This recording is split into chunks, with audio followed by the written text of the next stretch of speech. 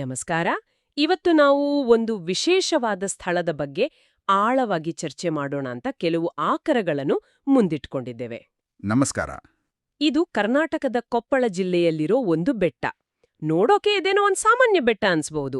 ಆದ್ರೆ ಇದರ ಹಿಂದಿರೋ ಕಥೆಗಳು ತೆರೆದುಕೊಳ್ಳುತ್ತಾ ಹೋದಂತೆ ನಮಗ್ ಗೊತ್ತಾಗುತ್ತೆ ಇದೊಂದು ಕೇವಲ ಭೌಗೋಳಿಕ ರಚನೆ ಅಲ್ಲ. ಹೌದು, ಇದು ಭಾರತದ ಅತ್ಯಂತ ಪ್ರಸಿದ್ಧ ಮಹಾಕಾವ್ಯದ ರಾಮಾಯಣದ ಒಂದು ಪ್ರಮುಖ ಪಾತ್ರದ ಜೊತೆ ತಳಕ ಹಾಕಿಕೊಂಡಿರೋ ಒಂದು ಪವಿತ್ರ ಸ್ಥಳ. ನಿಖರವಾಗಿ ನಾವು ಮಾತಾಡ್ತಿರೋದು ಅಂಜನಾದ್ರಿ ಬೆಟ್ಟದ ಬಗ್ಗೆ. ಹೌದು, ಆದ್ರೆ ಇದನ್ನ ಕೇವಲ ಒಂದು ಬೆಟ್ಟ ಅಂತ ನೋಡಿದ್ರೆ ಬಹುಶಃ ನಾವು ಅದರ ದೊಡ್ಡ ಚಿತ್ರಣವನ್ನೇ ಮಿಸ್ ಮಾಡ್ಕೋತೀವಿ. ಪುರಾಣಗಳ ಪ್ರಕಾರ ಇದು ಕಿಷ್ಕಿಂಧೆ ಅನ್ನೋ ಒಂದು ವಿಶಾಲವಾದ ಪೌರಾಣಿಕ ಭೂಮಿಯ ಒಂದು ಭಾಗ. ಕಿಷ್ಕಿಂಧೆ ಅಂದ್ರೆ ರಾಮಾಯಣದಲ್ಲಿ ಬರುವ ವಾನರರ ಸಾಮ್ರಾಜ್ಯ. ಎಕ್ಸಾಕ್ಟ್ಲಿ. ಆ ಒಂದು ಸಣ್ಣ ಮಾಹಿತಿ ಇದೆಯಲ್ಲ, ಅದು ನಮ್ಮ ಇಡೀ ಚರ್ಚೆಯ ದೃಷ್ಟಿಕೋನವನ್ನೇ ಬದಲಾಯಿಸುತ್ತೆ. ನಾವು ಕೇವಲ ಒಂದು ಸ್ಥಳವನ್ನ ನೋಡ್ತಿಲ್ಲ, ಬದಲಿಗೆ ಒಂದು ಇಡೀ ಕಥೆಯ ಜಗತ್ತಿನೊಳಗೆ ಪ್ರವೇಶ ಮಾಡ್ತಿದ್ದೀವಿ. ಅದ್ಭುತವಾದ ಆರಂಭ. ಅಂದ್ರೆ ಇಲ್ಲಿ ಇತಿಹಾಸ ಮತ್ತೆ ಪುರಾಣ ಒಂದೇ ನಾಣ್ಯದ ಎರಡು ಮುಖಗಳಿದ್ದ ಹಾಗೆ. ಹಾಗಾದ್ರೆ ಮೊದಲು ಆ ನಾಣ್ಯದ ಒಂದು ಮುಖವನ್ನು ನೋಡೋಣ, ಇದರ ಐತಿಹಾಸಿಕ ಹಿನ್ನೆಲೆ. ಈ ಅಂಜನಾದ್ರಿ ಬೆಟ್ಟ ಇರೋದು ಕೊಪ್ಪಳ ಜಿಲ್ಲೆಯಲ್ಲಿ. ನಮ್ಮ ಆಕರಗಳು ಹೇಳೋ ಪ್ರಕಾರ ಈ ಪ್ರದೇಶವನ್ನ ಹಿಂದೆ ಕೊಪ್ಪನಗರ ಅಂತ ಕರೀತಿದ್ರು. ಹೌದು, ಇದು ಗಂಗರು, ಚಾಲುಕ್ಯರು, ಆಮೇಲೆ ಹೊಯ್ಸಳರಂತಹ ದೊಡ್ಡ ದೊಡ್ಡ ರಾಜವಂಶಗಳ ಆಳ್ವಿಕೆಗೆ ಒಳಪಟ್ಟಿತ್ತು. ಅಂದ್ರೆ ಇದು ಕೇವಲ ಹೆಸರಿಗೆ ಮಾತ್ರ ಐತಿಹಾಸಿಕ ಸ್ಥಳ ಅಲ್ಲ.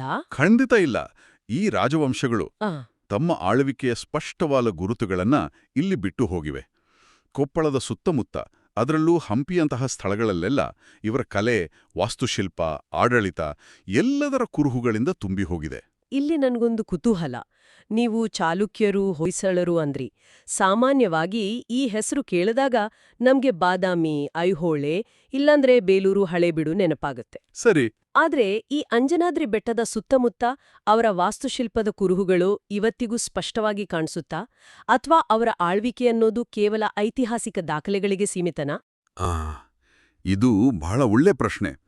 ನೋಡಿ, ನೇರವಾಗಿ ಅಂಜನಾದ್ರಿ ಬೆಟ್ಟದ ಮೇಲೆ ಚಾಲುಕ್ಯರ ದೇವಸ್ಥಾನ ಇಲ್ಲದಿರ್ಬೋದು, ಆದರೆ ಇಡೀ ಕೊಪ್ಪಳ ಜಿಲ್ಲೆ ಇದೆಯಲ್ಲ, ಅದು ಚಾಲುಕ್ಯರ ವಾಸ್ತುಶಿಲ್ಪದ ಒಂದು ರೀತಿ ಪ್ರಯೋಗಶಾಲೆ ಇದ್ದ ಹಾಗೆ. ಓ ಹೌದಾ? ಹೌದು. ಹಂಪಿಯಾಚೆಗೆ ಗಂಗಾವತಿ, ಈಟಿಗಿ, ಕುಕನೂರಿನಂಥ ಸ್ಥಳಗಳಲ್ಲಿ ಅದ್ಭುತವಾದ ಚಾಲುಕ್ಯರ ದೇವಸ್ಥಾನಗಳಿವೆ. ಅಂದ್ರೆ ಅಂಜನಾದ್ರಿಯ ಸುತ್ತಲಿನ ನೆಲವೇ ಇತಿಹಾಸದಿಂದ ಶ್ರೀಮಂತವಾಗಿದೆ. ಸೊ ಇಲ್ಲಿಗೆ ಬರೋ ಯಾತ್ರಿಕರು ಕೇವಲ ಪೌರಾಣಿಕ ಕಥೆಯನ್ನ ಅಷ್ಟೇ ಅಲ್ಲ, ತಮ್ಮ ಕಣ್ಣಿಗೆ ಕಾಣೋ ಇತಿಹಾಸದ ಮೇಲೇನೆ ನಡ್ಕೊಂಡೋಗ್ತಾರೆ. ಆ ನೆಲದ ಪ್ರತಿಯೊಂದು ಕಣದಲ್ಲೂ ಇತಿಹಾಸ ಇದೆ. ಹಾಗಾದ್ರೆ ಈ ಒಂದು ಗಟ್ಟಿಯಾದ ಐತಿಹಾಸಿಕ ನೆಲದ ಮೇಲೆ ಅಷ್ಟೇ ಬಲವಾದ ಪೌರಾಣಿಕ ಕಥೆ ಹೇಗೆ ಕಟ್ಟಿಕೊಂಡಿದೆ? ಈ ಹನುಮಂತನ ಜನ್ಮಸ್ಥಳ ಅನ್ನೋ ನಂಬಿಕೆಯ ಮೂಲವಾದ್ರೂ ಏನು? ಇಲ್ಲೇ ನೋಡಿ ಕಥೆಯ ಸ್ವಾರಸ್ಯ ಇರೋದು. ನಮ್ಮ ಆಕರಗಳು ಹೇಳೋ ಹಾಗೆ ರಾಮಾಯಣದ ಪ್ರಕಾರ ಹನುಮಂತನ ತಾಯಿಯ ಹೆಸರು ಅಂಜನಾದೇವಿ ಅಲ್ವಾ? ಅಂಜನಾದೇವಿ. ಆಕೆ ಈ ಬೆಟ್ಟದ ಮೇಲೆ ತಪಸ್ಸು ಮಾಡಿ ವಾಯುದೇವನ ಅನುಗ್ರಹದಿಂದ ಹನುಮಂತನಿಗೆ ಜನ್ಮ ನೀಡಿದಳು ಅಂತ ಒಂದು ನಂಬಿಕೆ. ಅಂಜನಾದೇವಿ ವಾಸಿಸುತ್ತಿದ್ದ ಬೆಟ್ಟವಾದ್ದರಿಂದ ಇದಕ್ಕೆ ಅಂಜನಾದ್ರಿ ಅಂದ್ರೆ ಅಂಜನೆಯ ಬೆಟ್ಟ ಅಂತ ಹೆಸರು ಬಂತು. ಓ ಹಾಗೆ. ಮತ್ತು ಅವಳ ಮಗನಾದ ಕಾರಣ ಹನುಮಂತನಿಗೆ ಆಂಜನೇಯ ಅಂತ ಹೆಸರು ಬಂತು. ಅಂದ್ರೆ ಸ್ಥಳದ ಹೆಸರು, ದೇವರ ಹೆಸರು ಮತ್ತು ಪುರಾಣದ ಕತೆ ಮೂರು ಒಂದಕ್ಕೊಂದು ಎಷ್ಟು ಸುಂದರವಾಗಿ ಹೆಣೆದುಕೊಂಡಿವೆ ನೋಡಿ. ಅಂದ್ರೆ ಸ್ಥಳದ ಹೆಸರಲ್ಲೇ ಅದರ ಕಥೆ ಇದೆ. ಇದು ಸುಮ್ನ ಕಾಕತಾಳೀಯವಾಗಿರೋಕೆ ಸಾಧ್ಯನೇ ಇಲ್ಲ. ಇದು ತಲೆಮಾರುಗಳಿಂದ ಬಂದಿರೋ ಒಂದು ಬಲವಾದ ನಂಬಿಕೆಯ ಸಂಕೇತ. ಖಂಡಿತ. ಇದನ್ನು ನಾವು ಇನ್ನಷ್ಟು ದೊಡ್ಡ ಚಿತ್ರಣದಲ್ಲಿ ನೋಡಿದ್ರೆ ಈ ನಂಬಿಕೆ ಇನ್ನಷ್ಟು ಗಟ್ಟಿಯಾಗುತ್ತೆ. ಪುರಾಣಗಳು ಈ ಇಡೀ ಪ್ರದೇಶವನ್ನ ಕಿಷ್ಕಿಂಧೆ ಅಂತ ಕರೆಯುತ್ತೆ. ಇದು ವಾಲಿ ಸುಗ್ರೀವರ ರಾಜಧಾನಿ. ಹೌದು, ರಾಮ ಸೀತೆಯನ್ನ ಹುಡುಕೊಂಡ್ ಬಂದಾಗ ಸುಗ್ರೀವನನ್ನ ಭೇಟಿಯಾಗಿದ್ದು ಇಲ್ಲಿ ಅಂತ. ಎಕ್ಸಾಕ್ಟ್ಲಿ. ನಮ್ಮ ಆಕರಗಳಲ್ಲಿ ತುಂಗಭದ್ರಾ ನದಿಯ ದಡದಲ್ಲಿರೋ ಹೇಮಕೂಟ, ಮಾತಂಗ ಮತ್ತು ಋಷ್ಯಮುಖ ಪರ್ವತಗಳ ಉಲ್ಲೇಖವಿದೆ. ರಾಮಾಯಣದಲ್ಲಿ ಈ ಎಲ್ಲಾ ಪರ್ವತಗಳಿಗೂ ಒಂದೊಂದು ಪಾತ್ರ ಇದೆ. ಅಂಜನಾದ್ರಿ ಬೆಟ್ಟ ಈ ಒಂದು ಪೌರಾಣಿಕ ಪರ್ವತ ಶ್ರೇಣಿಯ ಭಾಗ. ಓ ಹಾಗಾದ್ರೆ ಅದು ಒಂದು ಒಂಟಿ ಬೆಟ್ಟ ಅಲ್ಲ? ಅಲ್ಲ, ಅದೊಂದು ಸಂಪೂರ್ಣ ಪೌರಾಣಿಕ ಭೂದೃಶ್ಯದ ಒಂದು ಮಿಥಲಾಜಿಕಲ್ ಲ್ಯಾಂಡ್ಸ್ಕೇಪ್ನ ಅವಿಭಾಜ್ಯ ಅಂಗ. ಅದ್ಭುತ.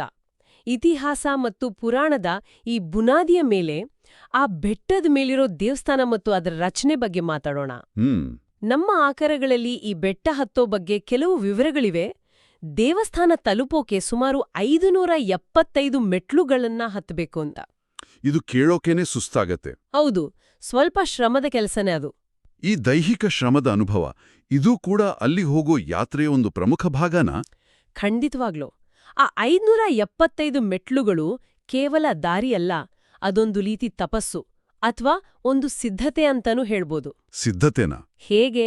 ನೀವು ಮೆಟ್ಲು ಹತ್ತೋಕೆ ಶುರು ಮಾಡಿದಾಗ ಹೊರಗಿನ ಜಗತ್ತು ನಿಧಾನವಾಗಿ ಕೆಳಗುಳಿಯುತ್ತೆ.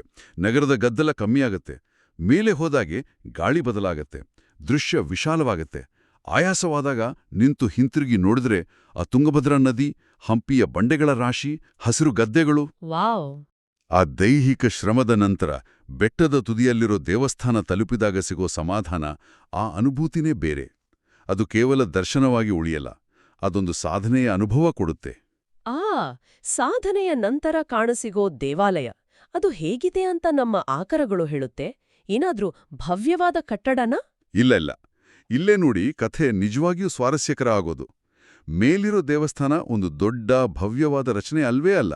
ಓ, ಅದೊಂದು ಬಿಳಿ ಬಣ್ಣ ಬಳಿದ ಪಿರಮಿಡ್ ಆಕಾರದ ತುಂಬಾ ಸರಳವಾದ ಕಟ್ಟಡ. ಅದರ ಮೇಲ್ಛಾವಣಿಯ ತುದಿಯಲ್ಲಿ ಒಂದು ಸಣ್ಣ ಕೆಂಪು ಗುಮ್ಮಟ ಅಷ್ಟೆ. ಗರ್ಭಗುಡಿಯ ಒಳಗೆ ಹೋದ್ರೆ ಯಾವುದೇ ಲೋಹದ ಮೂರ್ತಿ ಇಲ್ಲ. ಮೂರ್ತಿ ಇಲ್ವಾ? ಬದಲಿಗೆ ಒಂದು ದೊಡ್ಡ ಬಂಡೆಯ ಮೇಲೆ ಹನುಮಂತನ ರೂಪವನ್ನ ಕೆತ್ತಲಾಗಿದೆ. ಅದರ ಪಕ್ಕದಲ್ಲೇ ರಾಮ, ಸೀತೆ ಮತ್ತೆ ಅಂಜನಾದೇವಿಗೆ ಸಮರ್ಪಿತವಾದ ಸಣ್ಣ ಗುಡಿಗಳಿವೆ. ಬಂಡೆಯಿಂದ ಕೆತ್ತಿದ ವಿಗ್ರಹ, ಇದು ಕೇಳೋಕೆ ತುಂಬಾ ಕುತೂಹಲಕಾರಿಯಾಗಿದೆ. ಸಾಮಾನ್ಯವಾಗಿ ನಾವು ಸುಂದರವಾಗಿ ಅಲಂಕರಿಸಿದ ವಿಗ್ರಹಗಳನ್ನ ನೋಡ್ತೇವೆ. ಇಲ್ಲಿನ ಈ ಸರಳತೆಯ ಮಹತ್ವ ಏನು? ಇದು ಬಹಳ ಮುಖ್ಯವಾದ ಅಂಶ. ಇವತ್ತಿನ ಕಾಲದಲ್ಲಿ ಸಾವಿರಾರು ಕೋಟಿ ಖರ್ಚು ಮಾಡಿ ಅತ್ಯಾಧುನಿಕ ತಂತ್ರಜ್ಞಾನ ಬಳಸಿ ದೇವಸ್ಥಾನಗಳನ್ನು ಕಟ್ತಾರೆ. ಆದರೆ ಇಲ್ಲಿ ಒಂದು ನೈಸರ್ಗಿಕ ಬಂಡೆಯನ್ನೇ ದೇವರ ಸ್ವರೂಪವಾಗಿ ನೋಡೋದು ಪ್ರಕೃತಿ ಮತ್ತು ದೈವತ್ವದ ನಡುವಿನ ಮೂಲಭೂತ ಸಂಬಂಧವನ್ನು ನಮಗೆ ನೆನಪಿಸುತ್ತೆ. ಹೌದಲ್ಲ? ಇದು ಕೇವಲ ಹಳೇದು ಅಂತಲ್ಲ, ಇದೊಂದು ತತ್ವ. ಪ್ರಕೃತಿಯೇ ದೇವರು ಅನ್ನೋ ತತ್ವ. ಈ ಸರಳತೆಯೇ ಆ ಸ್ಥಳದ ಪ್ರಾಚೀನತೆಯನ್ನ ಮತ್ತು ಪಾವಿತ್ರ್ಯತೆಯನ್ನ ಹೆಚ್ಚಿಸುತ್ತೆ. ಅಲ್ಲಿಗೆ ಹೋದಾಗ ನಮಗೆ ಕಾಂಕ್ರೀಟ್ ಕಟ್ಟಡದೊಳಗೆ ಬಂದಿದ್ದೀವಿ ಅಂತ ಅನ್ಸಲ್ಲ, ಬದಲಿಗೆ ಪ್ರಕೃತಿಯ ಮಡಿಲಲ್ಲೇ ದೇವರನ್ನ ಕಾಣ್ತಿದ್ದೀವಿ ಅನ್ನೋ ಭಾವನೆ ಬರುತ್ತೆ. ಅಂಜನಾದೇವಿ ದೇವಸ್ಥಾನದ ಬಗ್ಗೆನೂ ಒಂದು ವಿಶೇಷ ಮಾಹಿತಿ ಇದೆ. ಅದು 60 ಅಡಿ ಎತ್ತರದ ಶಿಖರದ ತುದಿಯಲ್ಲಿದೆ ಮತ್ತೆ ಅದನ್ನ ಅಲ್ಲಿನ ಋಷಿಗಳು ನಿರ್ವಹಿಸ್ತಾರೆ ಅಂತ. ಇದರ ಅರ್ಥ ಏನು? ಹೌದು, ಈ ಋಷಿಗಳಿಂದ ನಿರ್ವಹಿಸಲ್ಪಡುತ್ತಿದೆ ಅನ್ನೋ ಮಾಹಿತಿ ಇದೆಯಲ್ಲ, ಅದು ಈ ಸ್ಥಳದ ಧಾರ್ಮಿಕ ಪರಂಪರೆ ಕೇವಲ ಕಥೆಗಳಲ್ಲಿ ಉಳಿದಿಲ್ಲ, ಅದು ಇವತ್ತಿಗೂ ಮುಂದುವರೆದುಕೊಂಡು ಹೋಗ್ತಿದೆ ಅನ್ನೋದಕ್ಕೆ ಸಾಕ್ಷಿ. ಇದು ಅಂಜನಾದ್ರಿಯನ್ನ ಕೇವಲ ಒಂದು ಐತಿಹಾಸಿಕ ಸ್ಮಾರಕ ಅಥವಾ ಪ್ರವಾಸಿ ತಾಣವಾಗಿ ಉಳಿಸಲ್ಲ, ಬದಲಿಗೆ ಅದೊಂದು ಜೀವಂತ ಶ್ರದ್ಧಾಕೇಂದ್ರ ಅಂತ ತೋರಿಸುತ್ತೆ. ಕರೆಕ್ಟ್. ಅದೊಂದು ಲಿವಿಂಗ್ ಸ್ಪಿರಿಚುವಲ್ ಸೆಂಟರ್. ಇಲ್ಲಿ ಪೂಜೆ, ಅನುಷ್ಠಾನಗಳು ನಿರಂತರವಾಗಿ ನಡೆಯುತ್ತೆ. ಈ ಜೀವಂತಿಕೆ ಭಕ್ತರಿಗೆ ಕೇವಲ ದೇವಸ್ಥಾನಕ್ಕೆ ಭೇಟಿ ನೀಡಿದ ಅನುಭವಕ್ಕಿಂತ ಹೆಚ್ಚಿನದನ್ನ ಕೊಡುತ್ತೆ.